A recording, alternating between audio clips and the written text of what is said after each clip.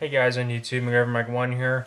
Today, I'm going to be doing a book review. I haven't done one of those in 8 years? 9 years? I can't remember. I did a review of the Stephen King novel Carrie a long time ago when I was in high school.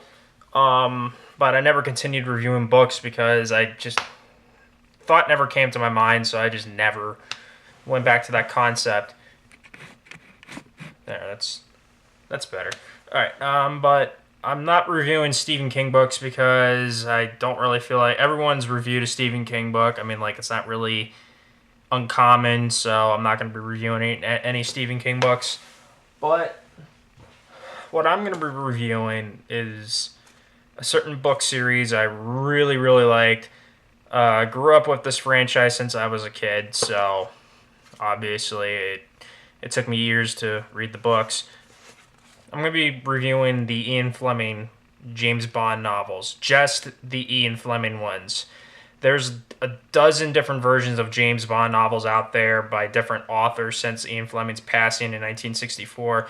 I'm just reviewing Ian Fleming's because the Fleming ones are amazing. Most of the other ones outside of Fleming weren't really that good. So it's not really gonna be like a full like in-depth review as much as like what other people would do. I'm going to be doing some comparisons with and a little review of the novels and the respective films that were made into. So let's start with the novel, Casino Royale, released in 1952, 1953, and this was the very first James Bond novel that Ian Fleming wrote. Ian Fleming wrote the Bond series based off of some of his personal life stuff because he was in the war in World War II. He was in the military, and he also worked with some MI6 operatives and stuff like that. And also, he was also a pretty well-known bachelor in London.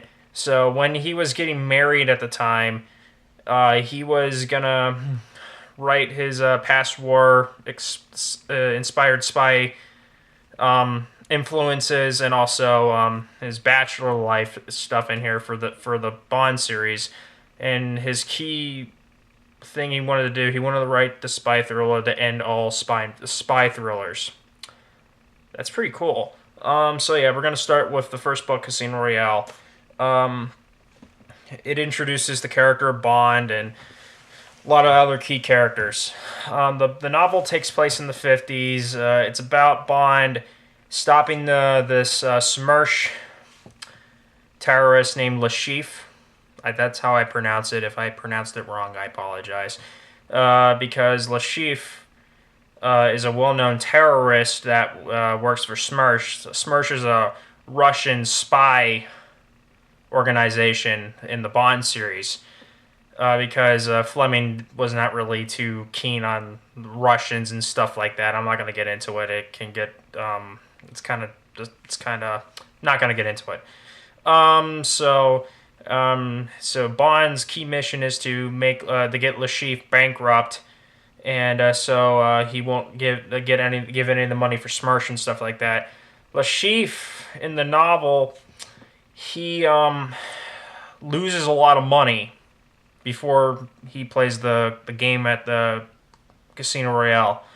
He was running these hotels in France, these kind of horror house type hotels, and they get busted by the French police and stuff like that. So he lost a lot of money. So he's trying to win the money back by playing baccarat in a baccarat game in Casino Royale. This game that they're throwing, and Bond is sent to Casino Royale to stop Lashifra. Bond in the novels is kind of unglamorous. He's kind of like bitter and stuff like that. He's kind of angry, a little bit more hard-edged. I mean, like in the films, he's more, people in the films, everyone knows Bond's like a Superman type character. He's very suave, he can survive anything. In the novels, he's a man. He's just a man. The book wasn't that long. It was like 81 pages long, so it was a pretty quick read. I read most of like the Bond novels back in 2011, 2012 within a couple weeks of a read. So Bond plays the casino. There are a lot of stuff that happens. He gets poisoned and stuff like that, and he also talks about how he got his first two kills to become a double O agent and stuff like that. I can't review any of the novels justice. I can only do like little reviews because like these books are so good. You need to read these books. The Fleming novels are just great reads. They're not that long. They're pretty quick reads. It's not like you're reading a big giant thick book like that thick. Bond succeeds in getting Le Chiffre bankrupt, and Le Chiffre captures Bond's the Bond woman of this novel, Vesper Lynn. She's on the cover right there. She gets kidnapped. Bond chases Le Chiffre in his car, a Bentley. In the books, Bond drove a Bentley throughout the novels, and also I think later he drove an actual Aston Martin. I'm not sure which book he drove one of those in.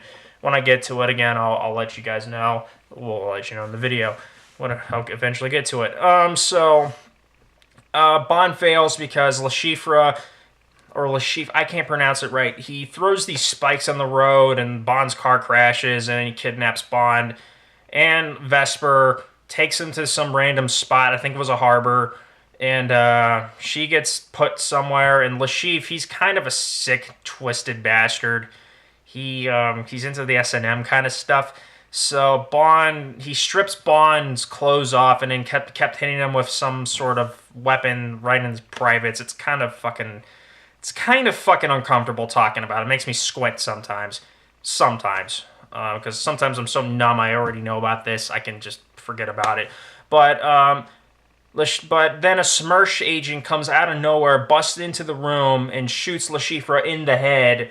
And so far in the book series, in the Ian Fleming series, Bond does not kill the key villain in this book. Only in this one.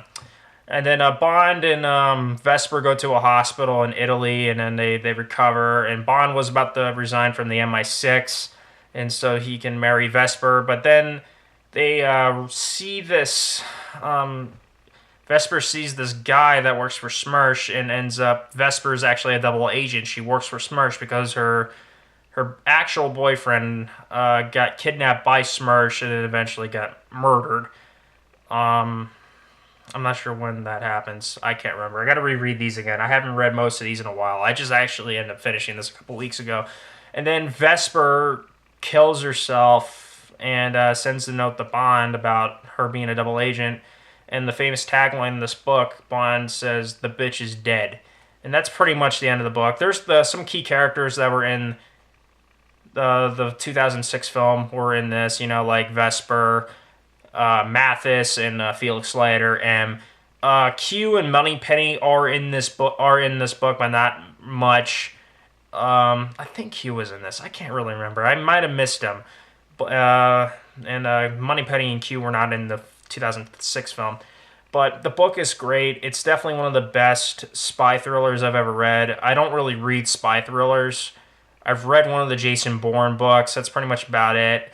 And I've read some mystery books. I like Sherlock Holmes and stuff like that. But Ian Fleming and the Bond series is just so fucking good. It's not for everybody. It is really dark. If you're a fan of like the Roger Moore Bond stuff and stuff like that, the Superman type stuff, it will take a while for you to get into the Ian Fleming stuff. But there are some great moments in this book. I love the tension reading about the Baccarat game that they're playing. It's just so tense. And reading that Bond wins is very satisfying to me. This copy right here is the 2008 Penguin reissue. I love these Penguin ones. I bought most of these at Books A Million within one shoot. My mom said, "Do you want some books?" I'm like, yeah, I want to get these Ian Fleming ones, because I was getting into Ian Fleming's work by this point because I ordered a lot full of like old Ian Fleming paperback books, and I ended up reading most of them, and I bought some of these, And I love the covers. The covers are really cool. These are the best looking reprint covers in my opinion. I like these. They look like a Bond book. The newer ones don't look like Bond books, They look boring. But yeah, this is a great read. Now let's talk about the film. First, a little backstory. Before Eon made the 2006 film, there were two different versions of this movie, of this book, adapted into film. Ian Fleming sold the rights to the novel around in the late 50s or around then, and they ended up going to the company that owned the Climax TV show that aired on CBS, and it became the fourth episode of the first season. I've watched some clips of it, but it's very hard to find. I don't think it was ever released on anything, so... But they changed some things. They made Felix Leiter British, and they made Bond American, which was really a bad idea. You can't really make Bond an American character. You can't do that. He's British. And they combined Vesper Lynd and Mathis together, and that didn't work out too good. It wasn't bad. It's just not the best thing to watch. And then later, the rights to the novel ended up going to somebody in Colombia. I don't remember the guy's name, but they ended up making the 1967 film of the same name, and it was god-awful. There was like 7 different actors that played James Bond. It was a parody of the Bond. It was terrible. Don't watch that one. Only watch it if you want to watch Woody Harrelson. I forgot the fuck his name. Woody Harrelson? No. Whatever. It was fucking god-awful. You probably have seen it. Then finally, Eon, who's been making the Bond series since 1962, they finally got the rights to the novel back in the late 90s, and they finally made it into a movie. I had a long, complicated history with this film. I saw it when it first came out back in November of 2006. I was so excited for it because I was already a Bond fan. I first started watching the series with Die Another Day back in 2002, 2003, and I became a Bond fan since then. I was like, I'm so excited, and I've been waiting for a new Bond film for years. And I was slightly disappointed that Pierce Brosnan wasn't coming back because he was my Bond when I was a kid. But understandably, he was too old for the role, and they let him go because they were going for a different change. But I didn't know that at the time because I was just a kid, you know. And I was so excited. Me and my dad went to go see the film. We didn't like it. It took me a while to sink in that I didn't like this film at first. I thought it was too dark, and it was becoming more like Jason Bourne, and I didn't like it that much. I thought Bond, you know, at the time, I was a huge fan of the Pierce Brosnan, Roger Moore era. I still am a huge fan of those eras of Bond. I wasn't into, like, the darker side, serious side of Bond, you know. I wasn't a huge fan of the Timothy Dalton. Well, I was a fan of the Dalton era, but not as much as, like, Moore and Brosnan.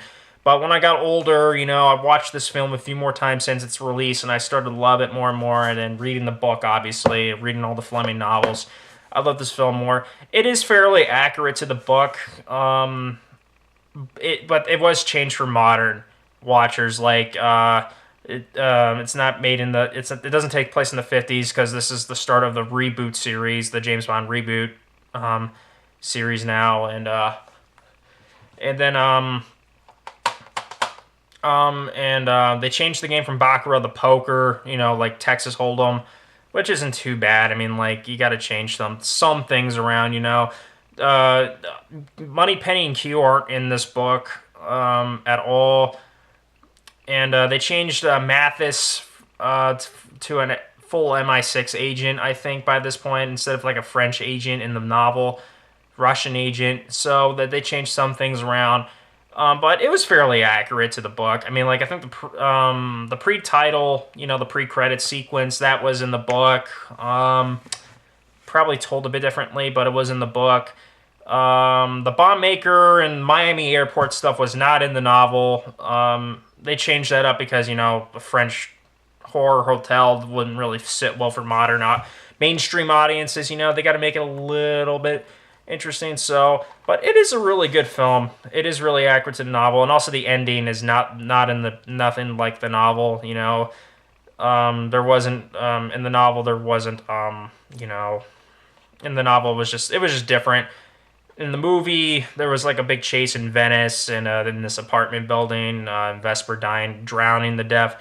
That didn't happen in the novel. In the novel, she just committed suicide. I think she took a cyanide pill. But the film is definitely a really good one.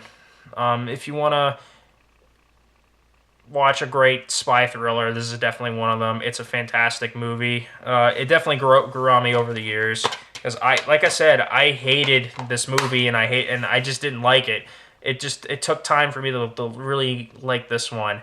So, but yeah, I definitely recommend both the book. I think if I have to pick between the two, I definitely prefer the book in some aspects, but I also really enjoy the film. So I really like both, but there's some moments in the book I do prefer in the novel than the movie.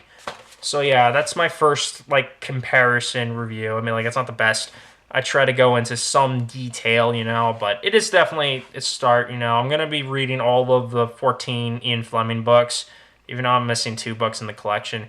But the next review, when I finish it, we're gonna get to Live and Let Die. So, but I'm currently rereading it right now. I'm taking my time on it, so we'll get to that later on.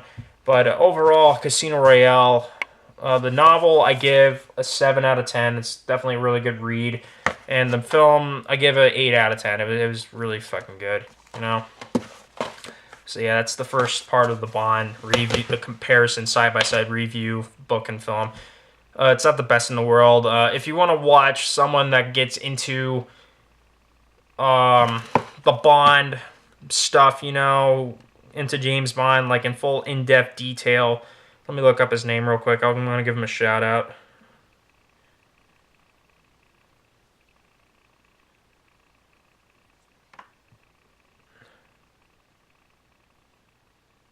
His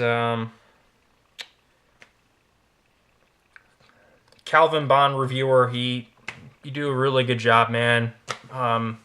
He's been reviewing the Ian Fleming books, so that's why I started doing this. He's going to do a bit more of an in-depth review than me. He already reviewed Casino Royale all the way up to Goldfinger right now, so I'm definitely going to watch his videos after when I read the books, and also watching the films, and going through side-by-side comparisons. And these are all unscripted. I don't write scripts, so. But yeah, that was the Casino Royale review. Hope you enjoyed it. Peace, guys. The punk rock vinyl collection will be completed soon. It takes time. So I'll see you guys in the next video.